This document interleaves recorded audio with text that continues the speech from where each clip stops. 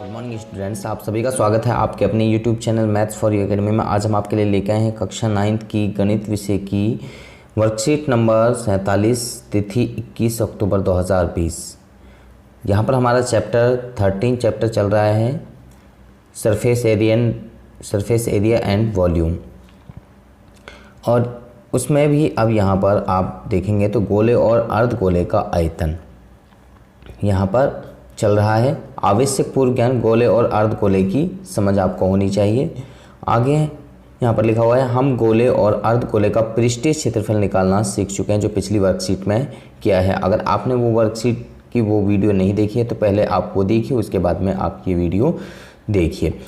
आगे यहाँ पर आइए अब हम गोले तथा अर्धगोले के आयतन को समझते हैं कि गोले और अर्धगोले का आयतन क्या होता है। तो पहले यहाँ पर गोले के आयतन के बारे में, तो गोले द्वारा घेरे गए स्थान का माप। गोले का आयतन 4/3 पाई आर क्यूब, तो कैपिटल आर से माना, आर को गोले की त्रिज्या।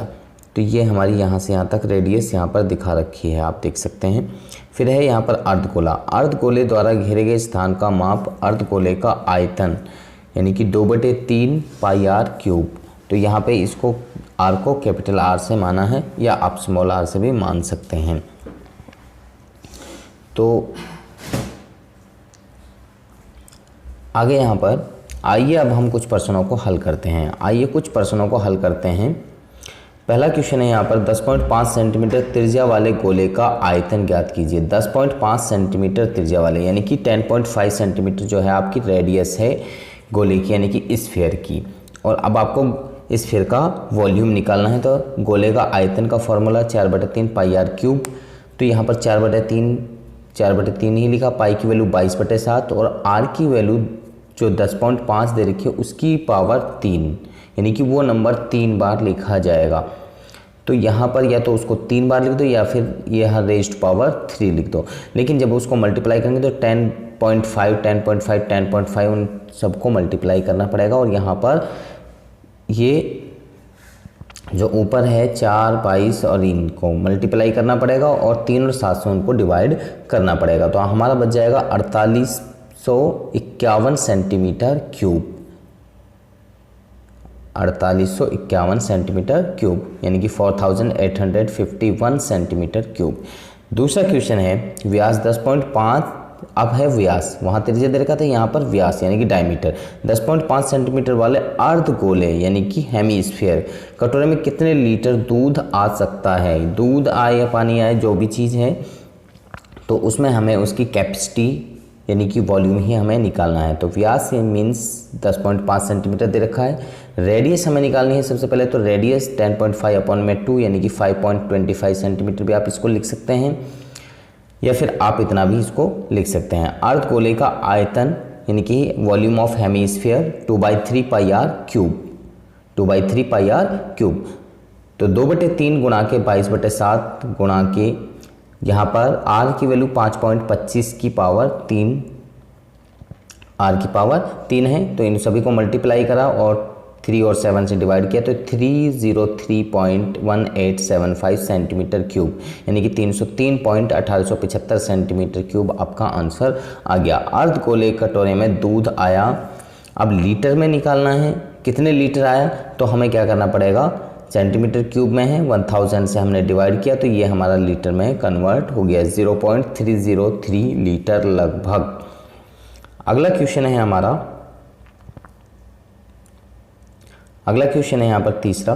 दवाई का एक कैप्सूल है जिसकी व्यास यानी कि डायमीटर 3.5 mm का है कि एक गोली है। इस कैप्सूल को भरने के लिए कितनी दवाई मिलीमीटर क्यूब की आवश्यकता होगी। तो व्यास हमारे लिए 3.5 mm यानी कि मिलीमीटर, त्रिज्या r। अब हमें रेडियस निकालनी है, तो रेडियस क्या होगी, इसकी व्यास की जो डायमीटर है उसके हाफ होगी, आधी होगी। तो 3.5 की हाफ करी तो ये 1.75 mm, तो मिलीमीटर। दवाई का कैप्सूल का गोले का यानी कैप्सूल क्या है, गोले का आयतन हमने निकालना है। तो 4/3 पाई आर क्यूब का वाला फॉर्मूला हमने रखा। तो 4/3 है, पाई की वैल्यू 22/7, आर की वैल्यू यहाँ पर 1.75 है और उसका होल क्यूब यहाँ पर आगे इन सबको मल्टीप्लाई किया और 3 और 7 से डिवाइड किया। 3 और 7 से हमने क्या किया, डिवाइड किया। तो यहाँ पर ये हमारा आ गया 67375 अपॉन में 3000 और इसको डिवाइड किया 3000 से, तो ये आ गया 22.45 मिलीमीटर क्यूब लगभग। तो ये हमारा सॉल्व होके आ गया। तो यहाँ पर अब प्रयास कीजिए। तो ये 4 सवाल हैं, इनको हम आगे सॉल्व कराएंगे। उससे पहले हम आपको बता देते हैं यहाँ पर जो संदेश दिया जा रहा है गवर्नमेंट की तरफ से, कोविड के संदर्भ में उचित व्यवहार संबंधी कैब संदेश। कोविड-19 के विरुद्ध लड़ाई में सुरक्षित रहने के लिए मास्क अवश्य पहने। जैसे यहाँ पर आकृति में भी आपको दिखाया गया है। तो सभी बच्चे अगर कहीं पर भी बाहर जा रहे हैं, अपने घर के अंदर हैं तो कोई दिक्कत नहीं है, लेकिन अगर बाहर जा रहे हैं तो मास्क अवश्य ज़रूर पहने। तो चलिए हम पहला क्वेश्चन आपको सॉल्व करके बताते हैं। तो पहला क्वेश्चन है हमारा यहाँ पर, एक गोले का आयतन ज्ञात कीजिए जिसकी त्रिज्या 7 सेंटीमीटर है। जिसकी त्रिज्या 7 सेंटीमीटर आपको दी हुई है, उसको हमें फाइंड करना है। तो किस तरीके से फाइंड करेंगे? तो पहला क्वेश्चन, गोले की त्रिज्या हमारे लिए दे रखी है 7 सेंटीमीटर यानी कि रेडियस 7 सेंटीमीटर दे रखी है। गोले का आयतन हमें निकालना है यानी कि वॉल्यूम ऑफ स्फीयर। तो यहाँ पर सबसे पहले फॉर्मूला हमने लिखा 4/3 पाई आर क्यूब हमने लिखा। तो 4/3 और पाई की वैल्यू 22/7, आर रेज़्ड पावर 3 थी तो हमने यहाँ पर रेज़्ड पावर 3 को अलग अलग करके लिखा है और वहाँ पर उसको एक साथ में ब्रैकेट के अंदर कर पावर 3 लगा रखी थी। तो हमने यहाँ पर 7 को अलग लिखा है, 7 7 7 3 बार। तो यहाँ पर हमने क्या किया, 7 से एक 7 को डिवाइड कर दी यानी कि काट दिया, क्रॉस कर दिया। तो यहाँ पर हमारा ऊपर बचा 4 ये 22, इनको मल्टीप्लाई किया 88 आ गया, 7 की मल्टीप्लाई करी 49 आ गया और अपॉन में 3 और इन दोनों को मल्टीप्लाई करके ये आ गया हमारा 4312 और अपॉन में 3 है ही, 3 से 4312 को डिवाइड किया तो 1437.33 सेंटीमीटर क्यूब हमारा आ गया यानी कि 1437.33 सेंटीमीटर क्यूब आपका आंसर आ गया। अब हमारा दूसरा सवाल है, अर्ध गोलाकार कटोरे की त्रिज्या।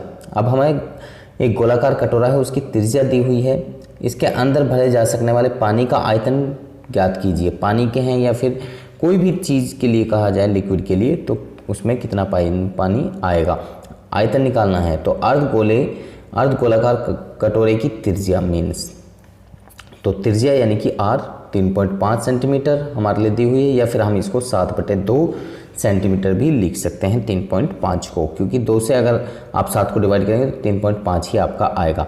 अब यहाँ पर इसके अंदर भरे जा सकने वाले पानी का आयतन, जो इसके अंदर भरा जा रहा है पानी, उसका आयतन क्या होगा।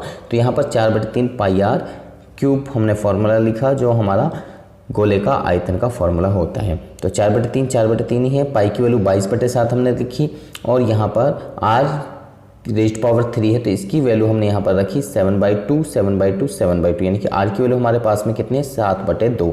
तो ये हमने यहाँ पर रखी, तो 7 से हमने एक 7 को यहाँ पर कैंसिल कर दिया और 2 से ये 4 को डिवाइड कर दिया, क्योंकि 2 दूनी 4 होता है, 4 से 4 कैंसिल हो जाएगा। फिर 1 2 से हमने 22 को डिवाइड किया, यहाँ पर 11 आ गया।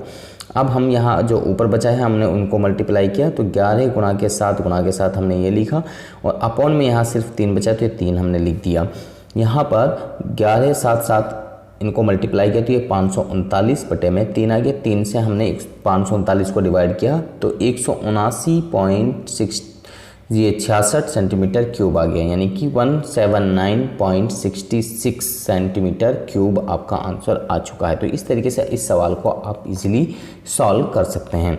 तो नेक्स्ट क्वेश्चन, अब हमारा ये तीसरा क्वेश्चन है, किस तरीके से सॉल्व करना है। गोले का आयतन ज्ञात कीजिए जिसका पृष्ठीय क्षेत्रफल 154 सेंटीमीटर स्क्वायर दे रखा है। तो अब यहाँ पर आपको पृष्ठीय क्षेत्रफल दे रखा है, तो उससे पहले आपको यहाँ पृष्ठीय क्षेत्रफल से क्या निकालना पड़ेगा, रेडियस निकालनी पड़ेगी और रेडियस से यानी कि जो त्रिज्या है उससे हमें फिर आयतन निकालना होगा। तो यहाँ पर सबसे पहले हमें रेडियस निकालनी पड़ेगी। रेडियस निकालने के लिए गोले का पृष्ठीय क्षेत्रफल हमें लिखना है और उसी का फॉर्मूला हमें सामने रखना है। तो यहाँ पर गोले का पृष्ठीय क्षेत्रफल और ये दिया हुआ है 154 सेंटीमीटर स्क्वायर, और गोले का पृष्ठीय क्षेत्रफल का फॉर्मूला होता है हमारा 4 पाई आर स्क्वायर और ये 154 सेंटीमीटर इसके इक्वल रहेगा।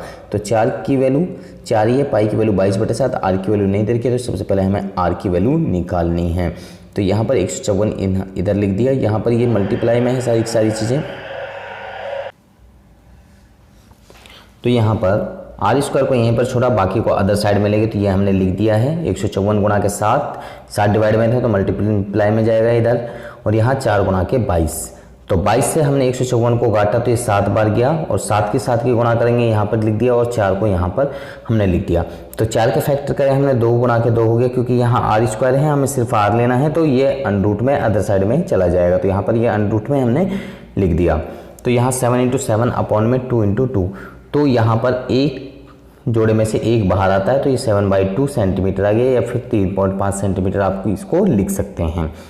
आगे यहाँ गोले का आयतन निकालना था हमें, तो 4/3 पाई आर क्यूब फॉर्मूला हमने लिखा। तो 4/3 पाई की वैल्यू 22/7, और यहाँ पर आर की वैल्यू 7/2 7/2 7/2 3 बार लिखी जाएगी, क्योंकि आर की पावर 3 है।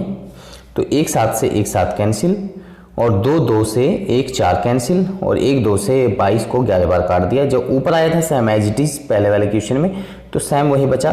तो यहाँ पर 539/3 इनको डिवाइड किया, 179.66 सेंटीमीटर क्यूब, यानी कि 179.66 सेंटीमीटर क्यूब आपका आंसर आ चुका है। तो इस तरीके से भी इस सवाल को आप सॉल्व कर सकते हैं। तो नेक्स्ट क्वेश्चन है आपका क्वेश्चन नंबर 4। एक गोले के आयतन और संपूर्ण पृष्ठीय क्षेत्रफल का संख्यात्मक मान बराबर है, यानी कि जो वैल्यू निकल कर आ रही है वो दोनों की बराबर आ रही है। गोले की त्रिज्या ज्ञात करनी है। तो भाई सबसे पहले हमें गोले का आयतन पता होना चाहिए। तो गोले का आयतन का फॉर्मूला होता है 4/3 पाई आर क्यूब, और संपूर्ण पृष्ठीय क्षेत्रफल यानी कि गोले का संपूर्ण पृष्ठीय क्षेत्रफल TSA of sphere 4 pi R square होता है।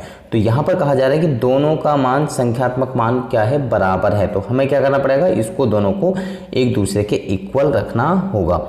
तो यहाँ पर जैसा कि हमने आपको लिए दिखाया है प्रश्न अनुसार, तो दोनों को हमने यहाँ पर रख दिया। ये गोले का आयतन हमने रखा, और यहाँ पर ये इसका गोले का संपूर्ण पृष्ठीय क्षेत्रफल रखा।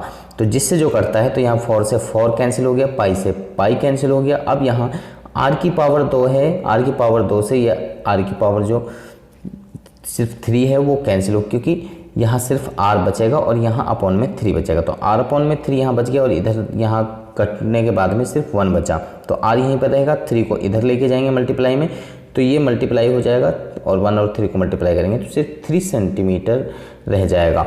अब यहाँ पर आप इन दोनों में वैल्यू पुट करके भी इसको रख सकते हैं, और सिंप्लीफाई करके देख सकते हैं। दोनों की वैल्यू जो आएगी वो बिल्कुल इक्वल ही आएगी, जो संख्यात्मक मान आएगा वो बिल्कुल इक्वल आएगा। तो मुझे लगता है कि ये सवाल सभी बच्चों को समझ में आ चुके हैं। अगर आपको समझ में आ चुके हैं तो आप हमारी वीडियो को लाइक करें, शेयर करें, कमेंट करें, और इसके साथ में अगर आप अभी तक हमारे चैनल पर नए हैं तो आप हमारे चैनल को सब्सक्राइब कीजिए, और इसके साथ में बेल आइकन को जरूर प्रेस करें, ताकि आपको आने वाली हर वीडियो की अपडेशन साथ में मिलती रहे। तो आप बच्चे हमारे साथ में बन रहे हैं हमारे नेक्स्ट वीडियो तक। आप सभी बच्चों का इस वीडियो को देखने के लिए धन्यवाद।